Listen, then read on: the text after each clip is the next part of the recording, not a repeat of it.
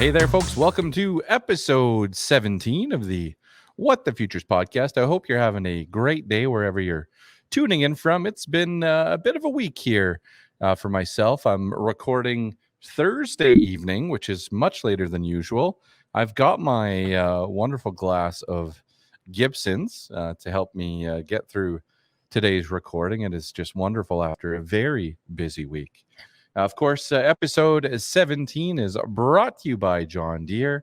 There's a whole new John Deere lineup. I'm sure you saw it on X this week down at Commodity Classic. But a whole new John Deere lineup that's out right now. New tractors, new combines. There's a new air car too, all with built-in intelligence that keeps getting smarter. Check them out, johndeere.ca. What a week by the folks over at John Deere.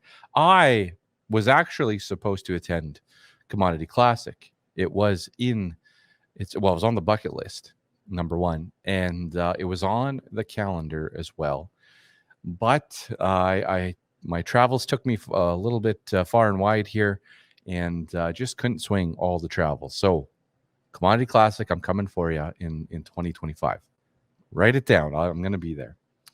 All right, a little bit of a shorter episode for you guys today. I think, after the week we've had here, we put 2 episodes out last Friday, the one with Christy with Rebellion Farms. We talked about the slow-paying grain company, and they sent me an email, and I'm going to just talk about that here in a sec. But we had that. We had our usual episode. And then, of course, on Monday, put out the Spotlight special with Ray Bouchard of Agi3. You can check him out at agi3.ai. That is the risk management platform. Yield-based crop insurance is one of the offerings over there. And to be honest, folks, in the private crop insurance world, it is hectic right now.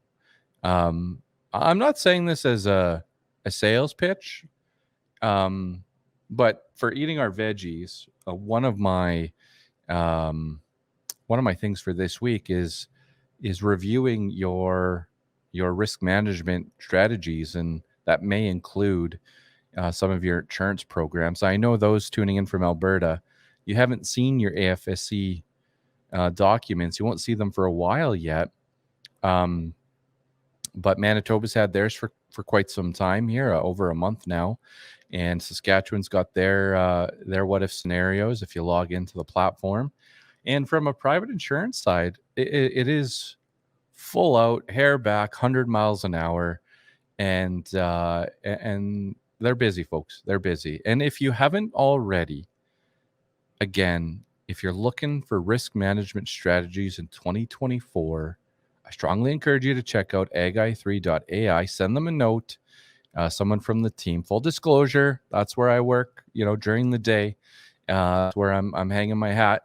There's a lot there to look at, a lot of things to check out, and I strongly encourage you to do so here at this time. Today's episode, I've got Dustin Dinwiddie joining me from UPL as well. I'm super excited about UPL and getting partnered with those folks here over the next couple months. So there'll be a lot more to come, but Dustin's going to kick us off here with a short interview in today's episode. We've got Mailbag, which just absolutely blew up. The Mailbag, it felt like I was getting letters from kids at Christmas almost. Like the mailbox went from absolutely dead. I put my mom on the show last week, her podcast debut, Marlin Travel Agent Extraordinaire, and then boom, like, I don't know, whatever she said just sparked with you guys or what, but the mailbox just blew open, and it was questions like all over the map. A lot of them were about financials and the high cost of production. And I brought in Daryl with Connexus Credit Union to talk about that. But unfortunately, my internet connection was kind of giving out throughout that recording. So we're going to have to give it another go. And I threw some doozies at him because you threw them at me, folks. And like I told you, I'll bring in the experts to talk about them. So Daryl might have to do either a special episode next week or we'll fit him in to next week's episode. But I'll just say, folks, step one, very first step, sit down and figure out your cost of production. I'm getting questions about, how do I save money? Where do I cut costs? And I completely understand that. But I just strongly encourage you to make sure that you know your numbers, number one, and then work from that. Because if you know your numbers, then you can have a discussion with your accountant or with your financial advisor or lender about what stands out. What stands out as being high or higher? I don't have access to that information. Your accountant will, and your financial advisors will as well. And they can help guide you on what looks high, what looks low, things to consider for saving money. And Daryl and I had a great chat. I wish I could get it on this episode. He's got some great tips in there, so I'll make a point of re-recording here and getting that on next week's show. Before we get to some hot topics here and some crop price updates, again, folks, I'm going to keep this one to about half an hour here, maybe a bit less even. I think we've gone an hour on some of these episodes lately, and certainly like to shorten it up just a little bit at times.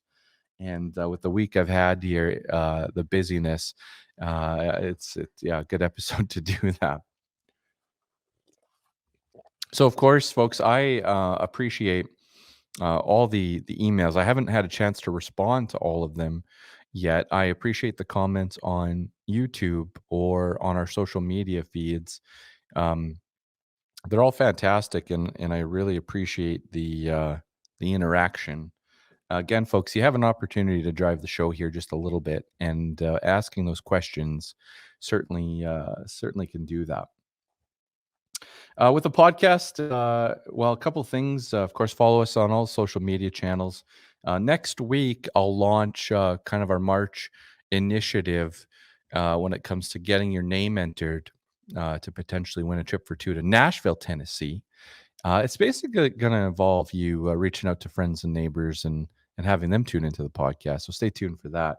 But I'm going to be Tuesday. I'm actually going to be down at the Crop Management Network conference. So they are a crop input retailer with, I don't know if there's any locations in Saskatchewan, actually. It might be all Alberta, but this meeting is in Camrose, Alberta. It's a great conference. They've got, I know Sean Haney with Real Ag is one of the speakers. I think they have three main speakers. There's also a bit of a trade show there. I'll be hanging out there at the Ag i3 booth. But if you are in the Camrose region on Tuesday, I think it goes from like 10 to 4 or 10 to 5. They're going to give you a good meal. There's going to be some great people there. And of course, I'll be there as well. So you can come say hi to me. But you can go and email them. It's RSVP at cmn.ag. So that's RSVP at CMN. So Crop Management Network.ag. And I know they had a few spots left. So come hang out with those folks for the day. We had James Mitchell on an episode a couple of weeks ago, and I'm going to have to get him back on. I'm going to he's going to be busy that day, but I'm going to try to corner him with my mini microphone. I don't have it here, but I've got these little miniature microphones, and I'm going to try to corner him because the fertilizer market's making another move higher after urea kind of relaxed here the last month or so. It took a jump this week, and FOSS took a pretty big jump, and the situation is looking a little bit fragile when it comes to getting FOSS on farm in time. So honestly, folks, if you haven't booked your FOSS yet, and you planned on using it here for the spring of 24, get after it. I know we talked about it a lot already, but I would not hesitate anymore. I would certainly get my ducks in a row on that. And I was chatting with a grower here earlier today, and they got text from their retail, like a week ago or something like that, a couple weeks ago now maybe, and the retail said, "Hey, we view this as the last time to basically buy before prices climb, and expect prices to hold firm and climb into spring, which is pretty normal, and not to expect to decline until that late June, July inventory." I don't know if you call it a write-off, not a write-off scenario, but quite often we get those better opportunities to buy for it in that time. So, folks, I'm not an expert in this. The information is there for you to think about and potentially use, but yeah, get after it on the FERT side. But come hang out, Crop Management Network event on Tuesday. I'll be at the Ag I3 booth. All right, hot topic for this week. Well, if you tuned into the episode with Christy, and again, I want to thank Christy for joining in. And so in that episode, we talked about Agfinity and Christy's scenario of slow payment and changing terms. Okay, and I did get a message from a grower after the episode, voicing some frustration as well. But I also got an email here. I'll see if I can find it. But I got an email from Agfinity. And what I want to say here, I won't really read it word for word. Um, but I do view this as a sincere email that I received from them. Number one, they did take the opportunity to email the show and provide some additional context. And they are talking about their situation that has been frustrating, and they are working diligently uh, through these scenarios, and working to catch up and nearing a resolution on these outstanding issues. And so the kind of the main gentleman there, his name's Joseph, and part of the email here was, they were saying to if you're one of these growers and you're facing some of these challenges, just to reach out to them and have a conversation, and they'll help you get a plan in place, or they'll help provide some additional clarity. And so they are operating there as business as you know not usual, but they are writing new contracts and stuff like that. That's continuing, but they are working to regain uh, and work on their reputation and the trust from growers. So when I look at this, um, it to reach out to me, they certainly didn't have to do that, but to reach out and to word this email and spend the time to proactively communicate is a good sign. And I just encourage you, if you've done business with Agfinity and you have questions, to reach out to those folks and have that discussion with them. Um, I chat with farms all the time here, and um, we're chatting through a few different scenarios. It's not great across the prairies when it comes to financial situations. Yeah, I even heard a pretty famous U.S. crop marketing advisor guy. He said in the U.S., if you haven't sold your corn and your beans yet, you've lost. You're taking in a loss here from the 2023 crop. So whatever you grew in 23, if you haven't sold it yet, you're selling it at a loss today. And so you can look at the folks involved in the industry. You can look at farms. We know it's tough slugging out there. We hope there's resources, assets, cash to use yet. But margins are not great in 2024. 2025 looks to be potentially a little bit worse, and 2026 could be extremely difficult. But also it resonates on the other side too. If it's an equipment dealer or a retail or a grain buyer, like it does. No one is necessarily isolated completely from it. So I just noticed there's a few other grain companies or end users where things have slowed down a little bit. And I think, if you're listening to this, my message is just to make sure that you're having those conversations with your buyers and the companies you're communicating with. Know your terms and conditions, know when to expect payment, check to see if they're bonded, make sure you're comfortable with everything. And I don't want to pick on any new startups out there that are just saying, hey, today's day one, we're a fresh company buying grain across the prairies. But it you got to be cautious right now, because economically it's tough going out there for a lot of folks, and we want to see everybody succeed. So for Agfinity, again, I think this is a positive step forward, and hopefully that translates to growers that are owed money, and they get a plan in place and get paid up in a timely fashion. Normally, folks, when these scenarios have presented themselves in the past, nobody answers the phone or responds to an email or opens the door when you go knocking. And they did send an email. They are answering their phones, and yeah, I just wanted to put that out there as well. All right. Okay, my other hot topic for this week is just going to risk management. And so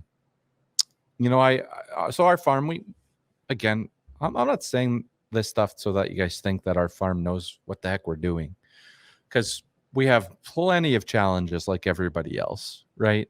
But it's the easiest thing for me to reference back to. And when I make mistakes and we make mistakes, you're probably going to hear about them more often than not. Hopefully we can help other people learn from them. But for this week, and this is eating your veggies as well, but we've been like hunkered down reviewing our options when it comes to crop insurance. So we farm in Saskatchewan. We got our Saskatchewan package. Pleasantly surprised by the price of canola, north of $15.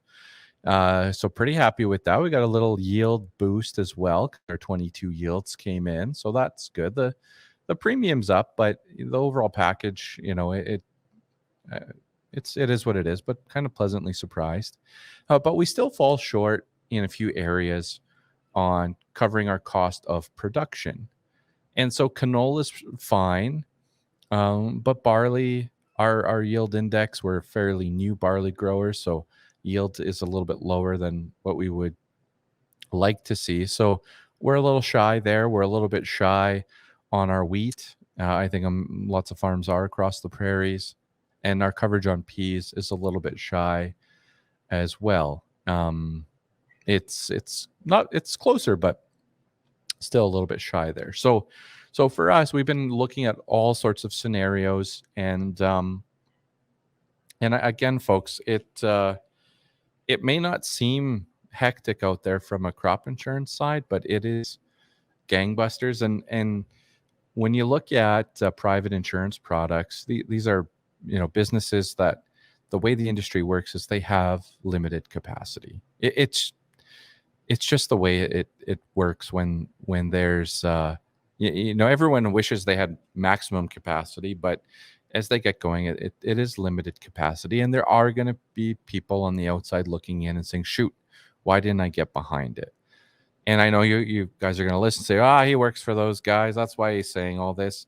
Honestly, folks, you can have a conversation with anybody at the Ag i3 office. You're not going to get a pushy salesperson at all. I just want you, from a podcast perspective and a farming perspective, if you want to seek out additional risk management strategies with crop insurance, you have to get after it now. Otherwise, you will be on the outside looking in. All right. So it's been a busy week, and I hope that translates okay for those tuning in. Yeah. All right. I don't have any ag headlines for this week. I know you guys get those elsewhere, but anyways, I'm going to jump to just a couple of crop price updates. Number one, yellow peas. Are you guys seeing what I'm seeing? A little bit of $11 delivered, $10.50 picked up on farm with Act to God. that's out there as well. That's new crop yellow peas, folks. You know what to do with that one. Secure the bag, get after it, get a little bit priced in there.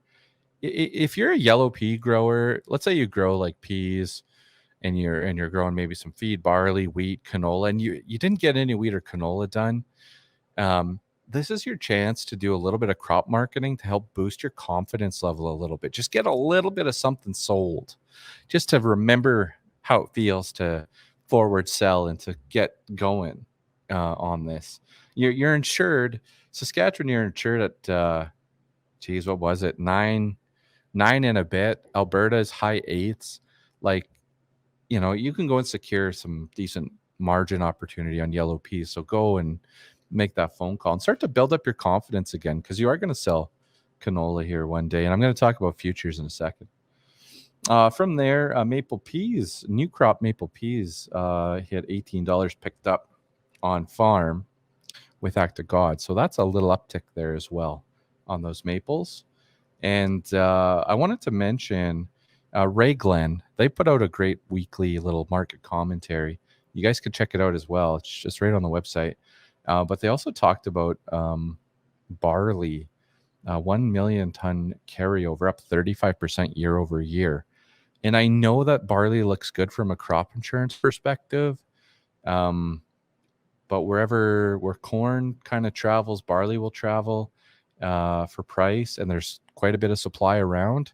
Just something to keep in mind for your crop planning for 2024.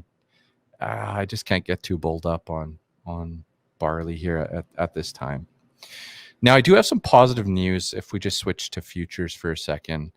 I don't know all the technical jargon and all the fancy words and all the big phrases to say, but I know that the smart people were excited about the corn market and a potential turnaround in corn futures this week. And what I'm excited about, and here's where I was wrong, folks. I got to put my hand up. I was wrong. Maybe take a sip. I thought canola by March 15th would hit 515, 515.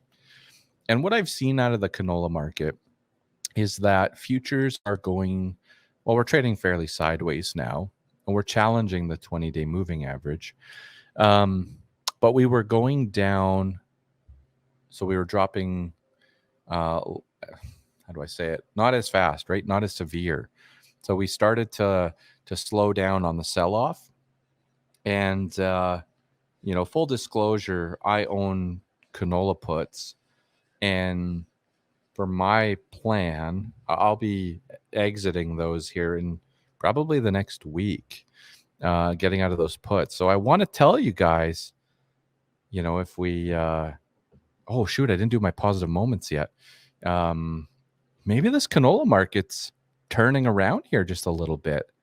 I'm not gonna get overly bullish. Like, I'm not saying canola's going from $13 to $16, but the future side of this market, hey, in next week's episode, I might be talking about a little bit of a rally. The rally cry might be on here a little bit. Like, we'll see. But I'm starting to feel a little bit good. I'm actually going to take, I'm a little bit nervous about my canola put.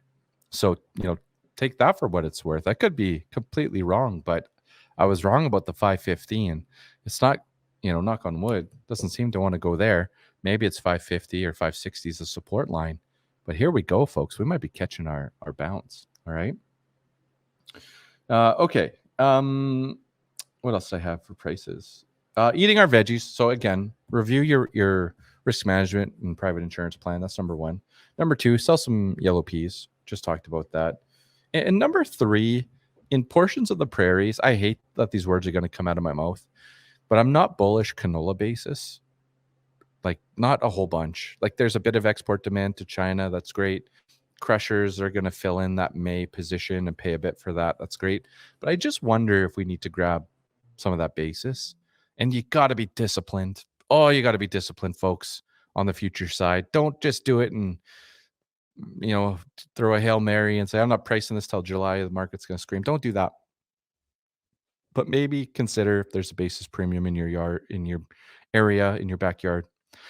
Shoot, I hate saying this, but maybe you got to lock that up. All right. I might edit it out of the episode yet, but that's what I'll say for now. Okay, folks, what we'll do, I'm going to bring in Dustin Dinwiddie with UPL. He's going to share a little bit of what they got going on over there. Then I'm going to come back. We are going to draw for a bag of canola seed from Pioneer Seeds, pick our winner. So many questions came in for the mailbag. And then I'll end the episode with my positive moments of the week. Okay, so a little bit backwards here for episode 17. Here's Dustin. All right, folks, I have Dustin Dinwiddie with UPL joining me on this wonderful day. Dustin, how's your day going? Yeah, it's going pretty good, Ryan. Thanks for allowing us on the show. You bet. So I know you're broadcasting. What part of Saskatchewan are you in? I am we live just south of the booming metropolis of Lemberg, Saskatchewan, which is, I would say, probably 30 miles east of Indian Head, if that's puts it on a little bit more on the map for people. Getting a little bigger there, you bet. Good stuff. Do you guys get the snow here the last couple of days? Yeah, wonderfully. It's blizzarding outside right now, which is very welcome. Nice to have some old stuff on the ground. I record in the, I call it the shop, but it's the second garage, right? And I got my boots on right now. I got my winter boots on, and it was up to my knees making my trek across here. So the commute into the studio was a little treacherous today. All right. So Dustin, I got a funny story to kick us off. Well, I think it's a funny story. So back in the day, I used to do grain marketing. All right. I used to do a little bit of consulting. And your family's, you guys are heavily into agriculture. And I believe your dad works at the John Deere dealership in Vegreville, correct? Well, he used to. He's actually since retired, but just, a couple of years ago retired. Okay. All right. So this is back in like 2015. All right. So I'm starting off on my own, and I made these little posters. All right. I don't know if whatever, Staples. I got this poster. I'm a grain marketing person, and I'm trying to tack these things up all over Northeast Alberta. Okay. Yeah. So I walk into the dealership, and most places looked at me and just looked at the door and were like, get out of here. Okay. But I walk into the dealership, and the coffee machine has the board behind it, and your dad says, yeah, no problem, put a sign up, but come see me in my office after. And I'm like, well, okay. I put my sign up and walk into his office, and he's like, okay, what's your background? Well, farm kid from Saskatchewan, doing grain marketing, blah blah blah. He's like, okay, cool. He's like, well, if that doesn't work out, why don't you come work for me? And it was like a off the cuff job proposal at the Deere dealership. So that's my story of your dad. So I thought that was pretty. Yeah, neat. I believe it. Yeah, the grain market thing kind of worked out for me, so I never went back to take him up on that job. But yeah. All right, man. So we've known each other for a little bit as well. Give us just a little bit of your intro, your background, what you're all about. Yeah, sure. So, thank you. That's probably a quite telling story about my family. So, but yeah, born and raised in Vegreville, and that's obviously where we crossed paths, right? Kind of.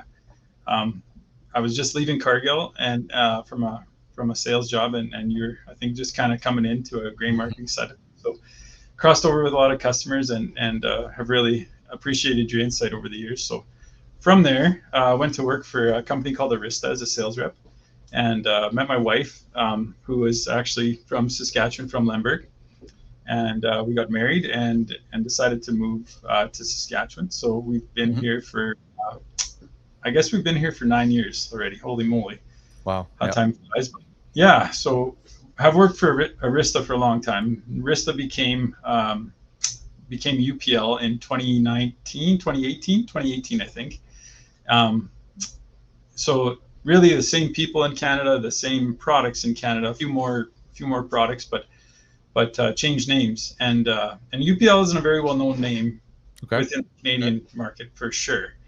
I think if you'd ask anybody, probably very few of them would know who UPL is. But surprisingly, something that we learned going from Little Arista to UPL is that UPL is actually the 5th largest chem company in the world. So not a huge presence in Canada, but big in the global side of things. So yeah. A little bit more about us. My wife farms with her brother and her dad, and I farm a little bit too. But her that's what she does every day. We farm about 6,500 acres of grainland, and yeah, we have 3 little kids. We have an 8-year-old, 6-year-old, and a 4-year-old. So nice. We're not. Nice. Yeah, we're always running around something. So yeah, things are good. Perfect. That's great. So when like I think of Arista, like I think of Arista, I think of a product like Everest. I think maybe in my backyard was a pretty big area for Everest back in the day. That's how I would think of it anyway. Yep. Where did UPL come from? Like where's UPL's roots?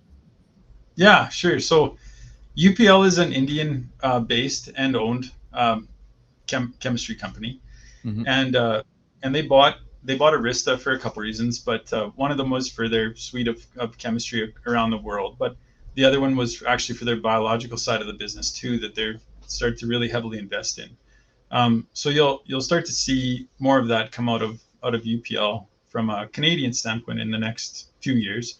So we have 2 out. We have Wave, which is it's a biostimulant, and really it's for stress of things like it works really well within canola and peas. So if you think of stress, we usually spray those kind of products before the stress would come. So think of drought stress, right? Or think of whatever kind of stress you can throw at the crop. Wave helps mitigate that, and it's derived from natural seaweed extracts actually. And I'm not smart enough to get into all of what's going on in there, but we are quite excited about it. And it's showing really well in trial data and starting to gain a bit of traction in the market. So, but you're right. I mean, Arista was known for really the Everest company, right? People called it the Everest company for years because that was the big chemistry that we sold. So you know UPL now by Everest still. Rancona Trio, which is a pretty popular seed treatment that we have. We've been working really hard at gaining share there. And then more recently, one of the things that actually came over from the UPL side when they bought Arista was Interline, so glufosinate. And so that's become a big molecule for us, and obviously a pretty well-known brand name over the past few years with definitely in the market. Yeah, once you say those, they all ring a bell for me.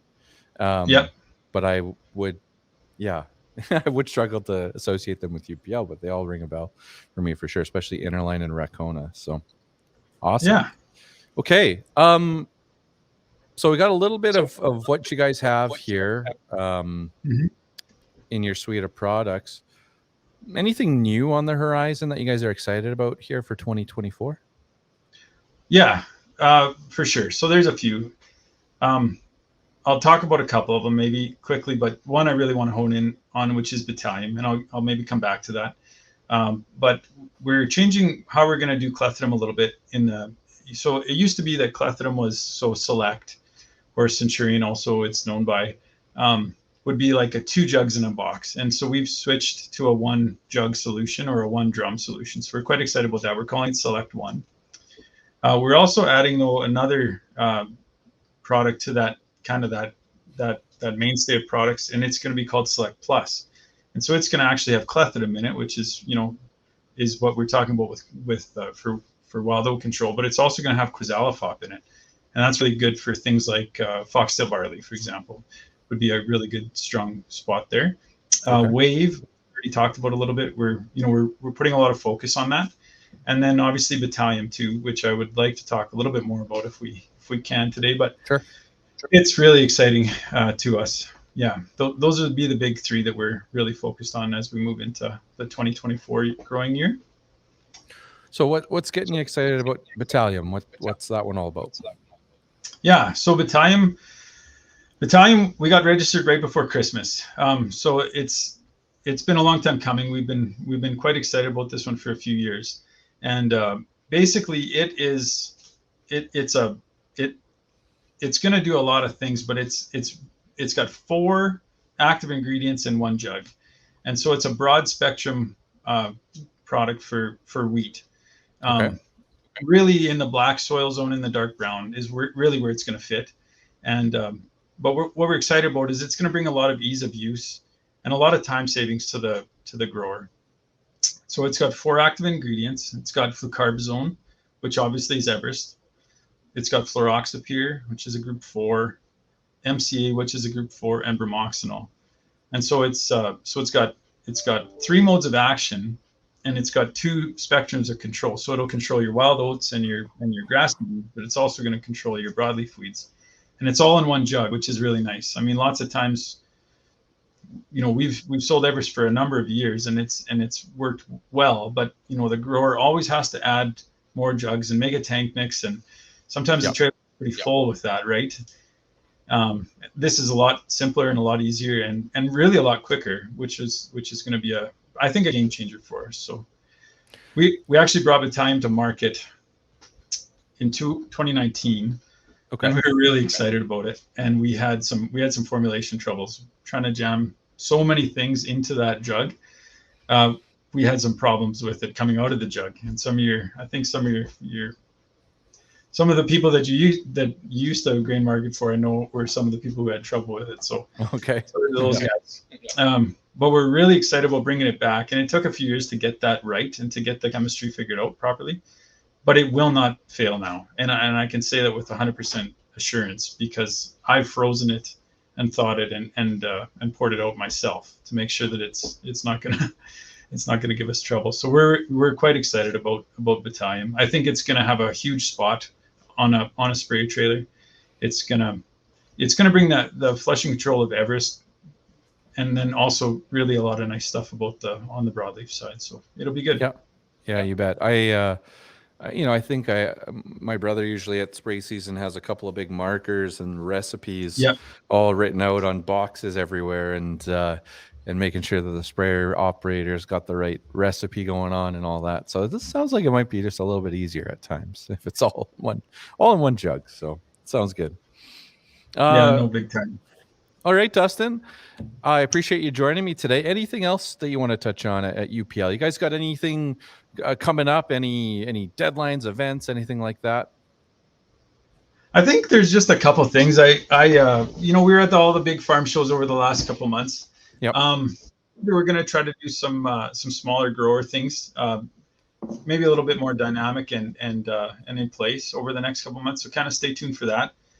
If anybody has any questions, I would say, feel free to drop any of us a line. I think probably the easiest way to do that would be to go to the website, to our website, which is upl-ltd.com/ca. And from there, you can find your rep locator. Okay.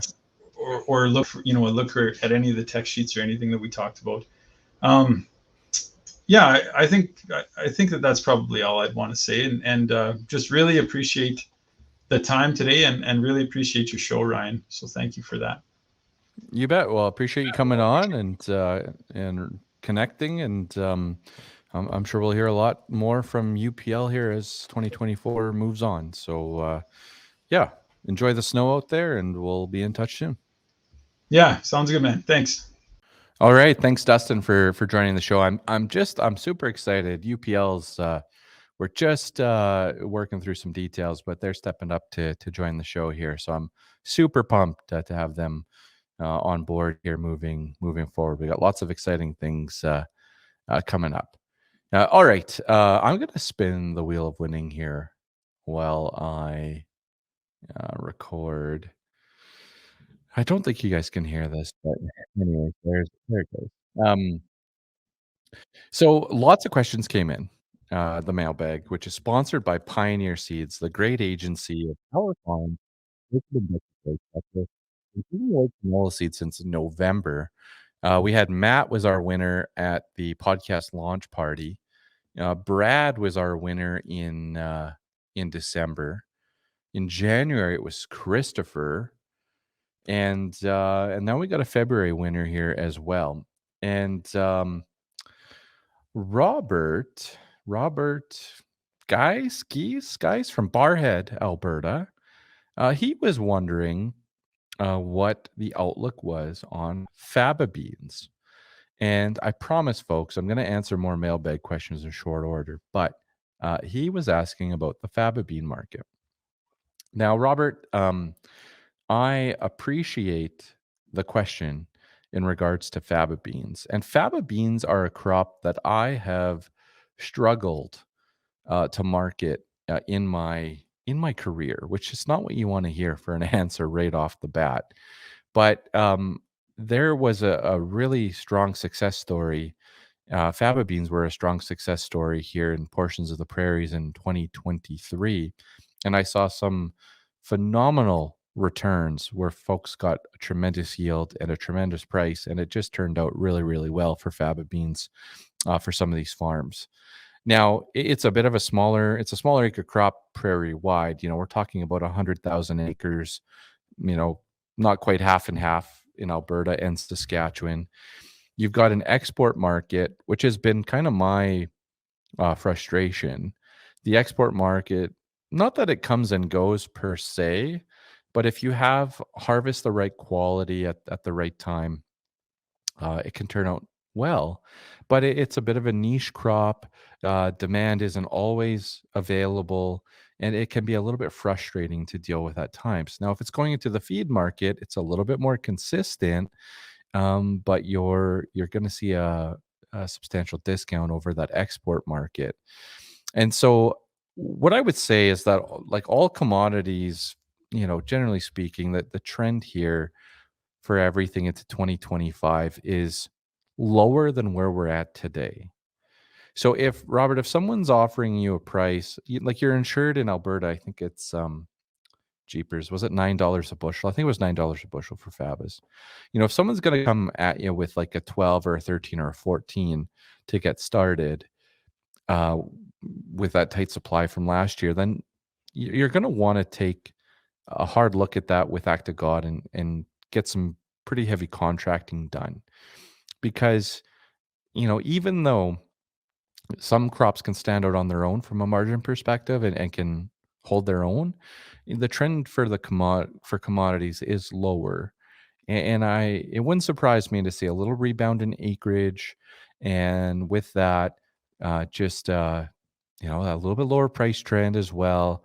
And I think that whatever you get offered today, and I tried to get some quotes from buyers for Faba beans. I had no success here as of February 29th. No success yet on bids. But it wouldn't surprise me if that's your best contract of the year when it comes to those Fabas. Okay.